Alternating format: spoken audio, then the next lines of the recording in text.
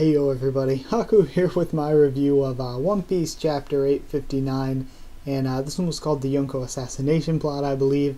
Sorry that, it's Friday already before I'm posting this. So yeah, sorry it took so long. On Wednesday, when the chapter first came out, I actually recorded my live reaction.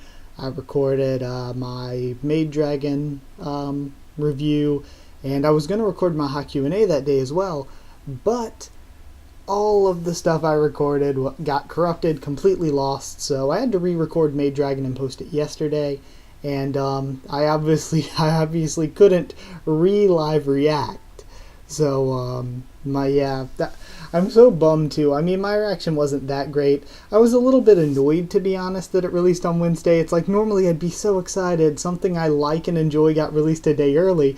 But it's like when you plan your week to like, okay, I'm making a video on this when it comes out Thursday, and then it comes out a day early, that really fucks with your week a little bit. And then, of course, I couldn't do this video yesterday because I knew I had to work outside of YouTube yesterday, and all I had time to record was re-recording the Maid Dragon review. So, basically, I just re-recorded that, posted the Boku no Hero Academia video that I had recorded on, like, Monday or Tuesday. But, sorry, I don't want to talk too much on that. I just wanted to give you guys kind of what happened and why the review wasn't up sooner, why there was no live reaction. Just let you guys know what's been going on. So either way, and I hurt my right hand a little bit, so holding these notes probably gonna not be too comfortable. I don't know how I'm gonna end up holding them. So if you hear me rustling paper a bunch, that may be why.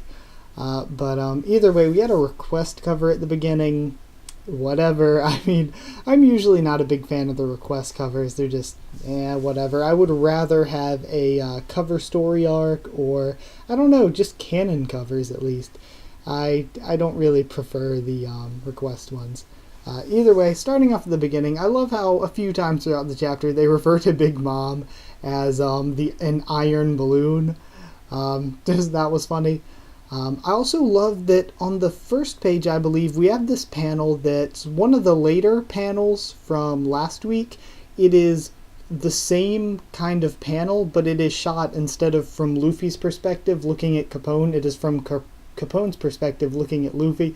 And I thought that was so cool that Oda did that, and the page was set up in a similar fashion as well. So I actually really love that panel a lot.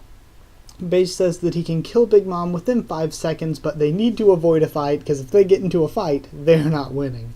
There's a really suspicious carrot panel in there where she's just eating, and a lot of the faces and different stuff we have of Carrot are a little bit suspicious during this chapter. I don't know why. There's been no hints at anything, but just the way she was staring into, like, at Capone and looked discontent in a way, it was pretty suspicious, and just Oda feeling like it was important enough to give her a panel to herself.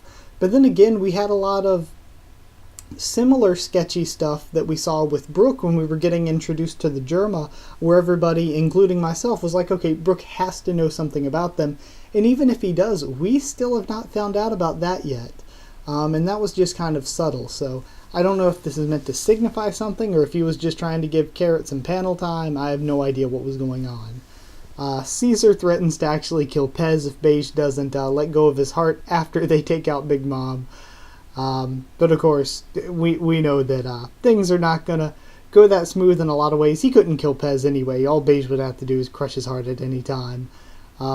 And Beige, like I said, Beige doesn't have to give up his heart. He could just crush it at any time if he felt like it. Caesar is completely at Beige's whim right now. But he has these 3 poison RPGs, and 1 is enough to kill Big Mom, but they have 3. And it's based on I think it was called the KX launcher, and it's based on the real-life VX organophosphate, which is an actual real poison that I believe it was used in a North Korean I'm not sure if it was an assassination or just a plain just killing of one of Kim Jong-un's officials, maybe even his brother. But it was used recently for something like that in North Korea. So yeah, it's based on the real-life VX toxin. Also, Beige brings up that it can't pierce Big Mom's really thick or really powerful, durable, something skin under normal conditions at least. Also, I love how he has that moment where he breaks into the baby voice and then straight back to serious Beige voice. And also, in 1 year, he says he's been watching Big Mom for a year and only seen her actually take damage once.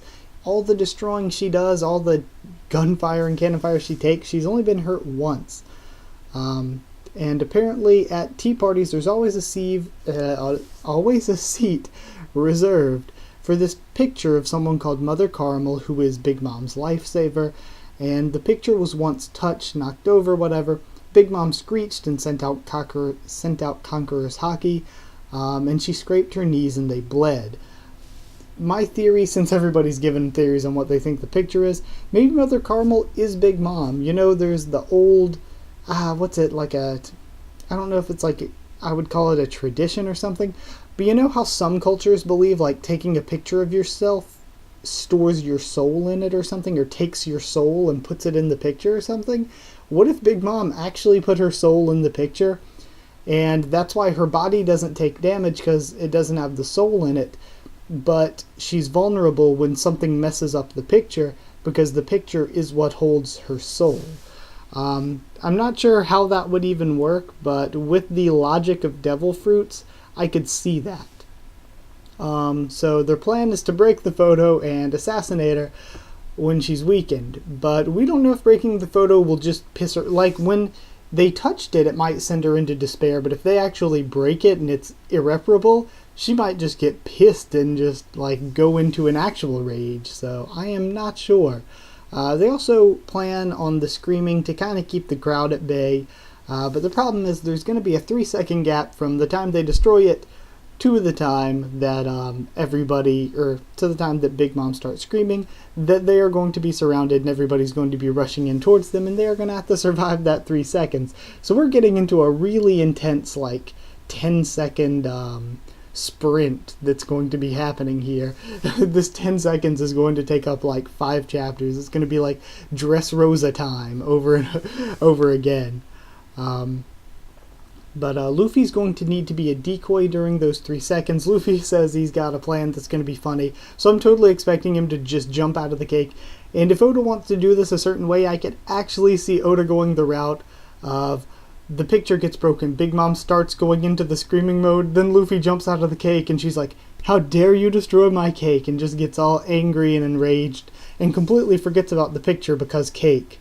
I could see Oda going that route as well. So yeah, I totally think that's Luffy's plan for the entrance.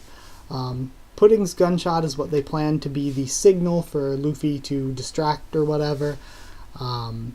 Then they are going to rescue the Vinsmokes within that time as well. And what I'm thinking as well is another wild card here is Reiju. Reiju has the power we've seen. Like, we haven't seen any of Sanji's siblings' powers, like, specifically. I mean, maybe a little bit. I think Niji had some electric stuff, but that just may be something that Judge does and the other siblings might be able to do as well. But specifically, we saw that she can suck poison out of people. So I'm thinking, Reiju, I don't think she would do it because she's not really a bad guy. I don't think she would betray us or anything, but I'm saying, what if stuff goes down, Big Mom takes the poison or whatever, she's dying, and in the moment she's dying and everything's going crazy and going on, Pudding just like switches memories or something around in Reiju to make her think, okay, I need to suck the poison out of Big Mom. Like, she could replace the memory of Big Mom getting shot with like Sanji getting shot or something.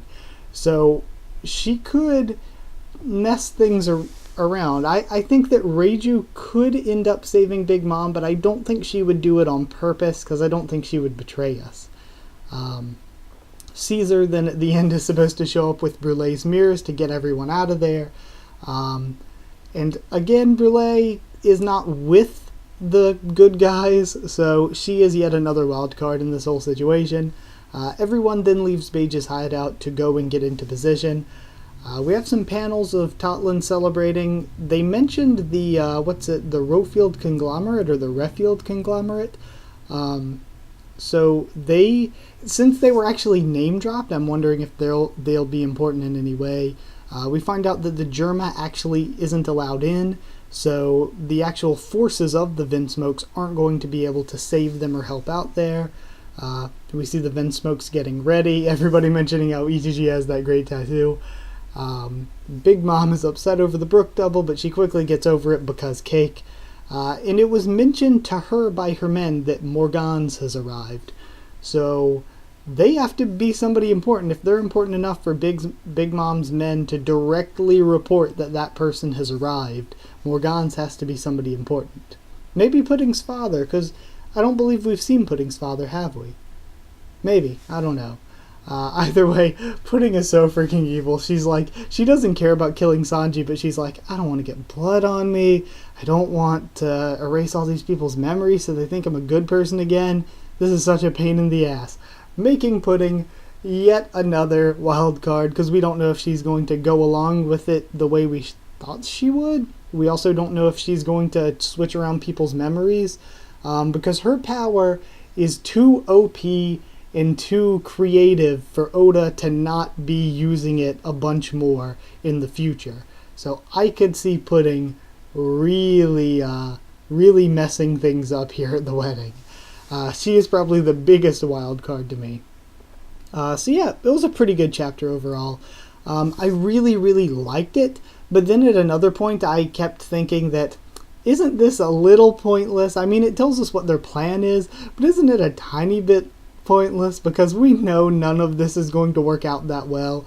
I think it'd actually be even cool if it did work out how they planned it, but it's entertainment, it's a manga, show, anything. Nothing goes according to plan like this. Nothing ever goes according to plan. So yeah, biggest three wildcards for me are Pudding, Brulee, and Reiju, though not necessarily being Reiju's fault in that situation. The Germa are also, well, not the Germa, but the Vinsmokes. They are actually a bit of a wild card as well, because they don't know that Big Mom's planning to betray them, and if, say, they don't care that they were trying to shoot Sanji, or, I don't know, if this situation doesn't get through their skulls to them, then what if they try to stop the assassination or something? I don't know. I think they may be a wild card as well in this. But either way, as a chapter as a whole, I'd give it 8 assassination plots out of 10. 8 out of 10. I hope you guys enjoyed the video, so like if you did like it. Sorry it was a bit late. Comment down there to tell me what you thought of this chapter and what you thought of my thoughts on it. Subscribe for more One Piece, both anime and manga, and a bunch more. Follow on Twitter if you want. I'll try to keep you updated there and stuff for the channel. That is it. So thank you once again for watching, and I'll see you all next time.